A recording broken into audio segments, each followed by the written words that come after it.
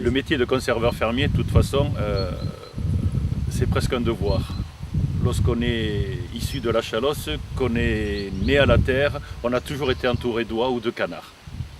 Donc il était normal, lorsqu'on veut valoriser un bon produit, eh bien, de vouloir le faire connaître encore plus. C'est pour ça qu'on devient éleveur, on devient engraisseur de canards, mais surtout, on se veut de grands chefs de conserve et non pas de grands chefs cuisiniers, parce que cette qualité, cette excellence de nos produits et notre savoir-faire ancestral, parce que les recettes que j'applique, que mes collègues appliquent, elles sont issues quand même des recettes de nos grands-mères et de nos grands-pères.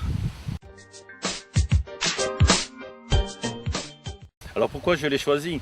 Parce que d'abord, je suis fier d'être chalossais, je suis fier d'être landais, et ensuite, j'adore partager avec les gens. Je suis un épicurien. Je pense que tous ceux qui font de la conserve ici sur l'An de Chalosse sont tous des épicuriens. Sinon, nous ne serions pas à Festivolaille en train d'associer nos bons produits avec les volailles grasses et les volailles festives de fin d'année.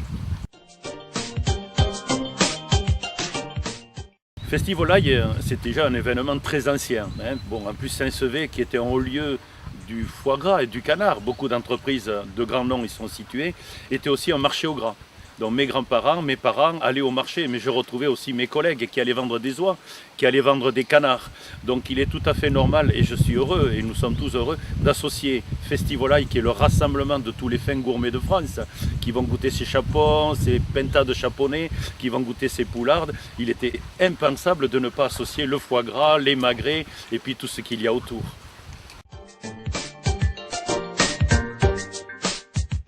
Alors la petite astuce, c'est qu'il faut toujours acheter un foie gras très frais. Donc si vous avez un producteur, vous achetez le foie gras. Si vous ne le cuisinez pas en suivant, on vous conseille surtout de le congeler.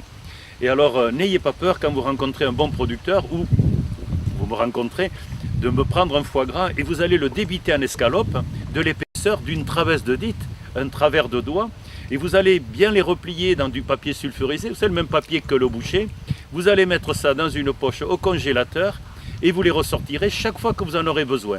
Et la petite astuce, elle est simple, c'est que cette escalope de foie gras que vous allez sortir, au même titre qu'un poisson pané ou qu'un steak haché, eh bien vous le ressortirez une demi-heure avant de le faire cuire.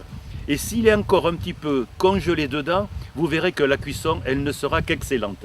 Donc, faites des escalopes, réservez-les, sortez-les quand vous en avez envie, épatez des copains, partagez un bon moment, et surtout, n'ayez pas peur de les faire cuire légèrement congelés dans une poêle bien chaude.